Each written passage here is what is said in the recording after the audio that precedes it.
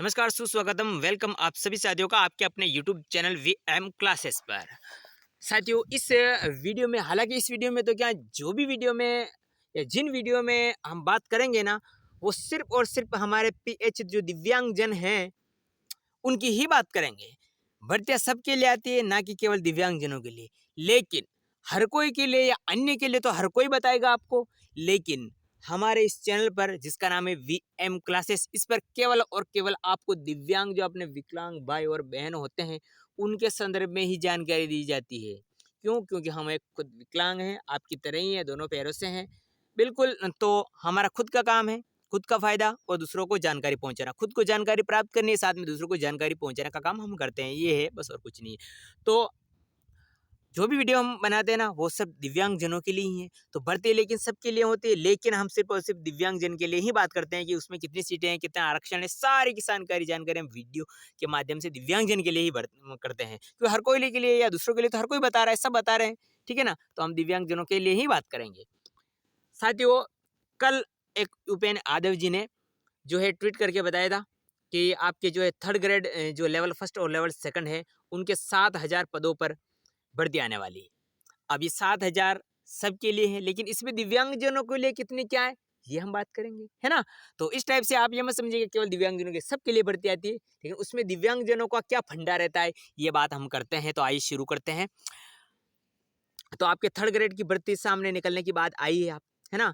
पहले इस ट्वीट को पढ़ लेते हैं, फिर ऊपर मोटा-मोटा हम बात करते हैं। शिक्षा विभाग ने वित्त विभाग को 20,000 पदों पर वित्तीय भर्तियों का वित्तीय स्वीकृति के लिए फाइल भेजी थी। यानी 20,000 टोटल उसमें भर्तियां हैं। अब उसमें कई टाइप की भर्तियां होगी, है ना?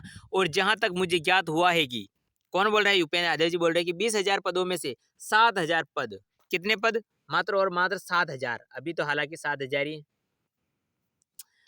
डीसीपी के बाद पदों में बढ़ोतरी की पूरी संभावना है, पर तृतीय श्रेणी शिक्षक भर्ती की ही स्वीकृति स्वीकृति जो है प्राप्ति हुई है, वित्तीय स्वीकृति प्राप्त हुई है। बाकी भर्तियों की वित्तीय स्वीकृति का मामला लंबित है। यानी कि 7,000 के लिए तो आपको मिल गई है, थर्ड ग्रेड शिक्षक के लिए 7,000 की मिल गई है।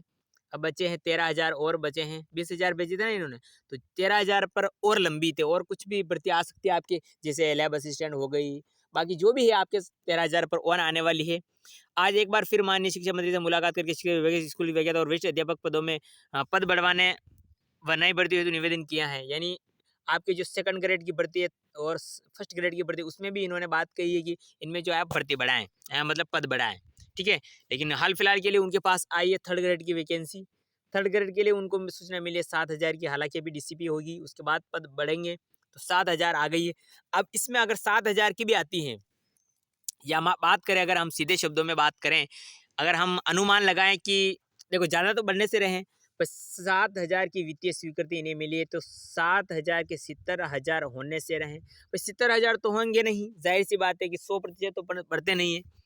हम अनुमान के हिसाब से अगर हम अंदाजा लगाएं कि 10,000 की भी अगर भर्ती आती है, 10,000 पद पर तृतीय श्रेणी शिक्षक की अगर भर्ती आती है, तो 5,000 या 6,000, लगभग 6,500 आपके लेवल फर्स्ट के लिए रहेंगे।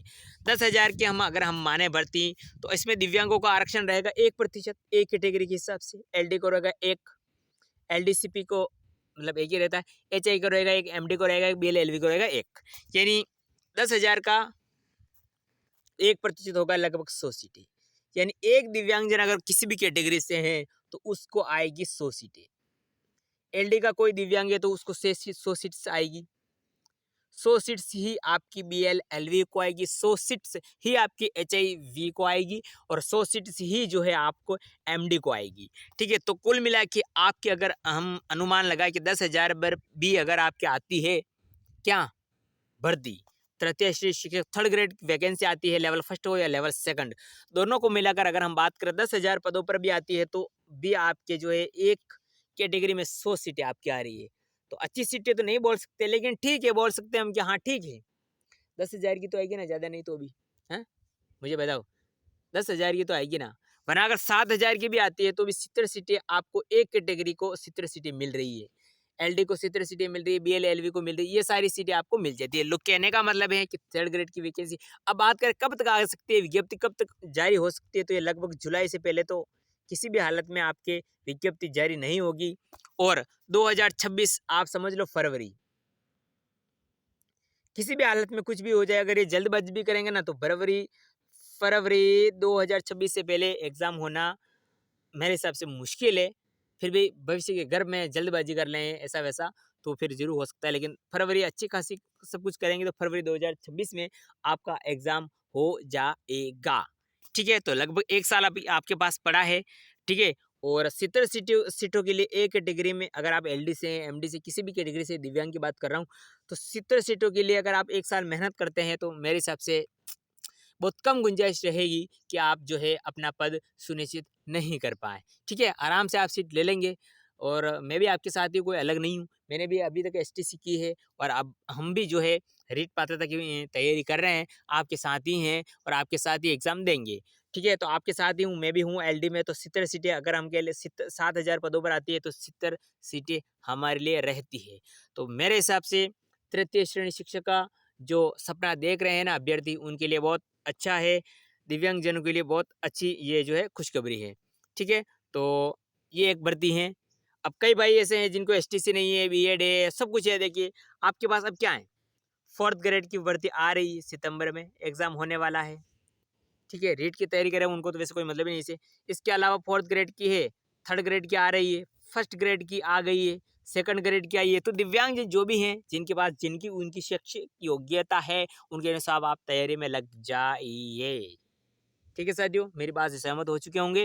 बाकी आपका क्या विचार है इस भर्ती को लेकर? 7,000 पद कैसे क्या है आप ज़रूर बताइएगा। तो दिव्यांगजन के लिए बहुत सुनहरा अवसर है। ऐसा नहीं कि 3rd ग्रेड बहुत है, 4th ग्रेड है ना, पटवार है ना, आ रही है, 3rd ग्रेड है, 1st ग्रेड मतलब बहुत सारी है, तो आप तैयारी करनी चाहिए हमें शैक्षिक योग्य अनुसार। ठीक है साथियों, मिलते हैं अगले वीडियो में।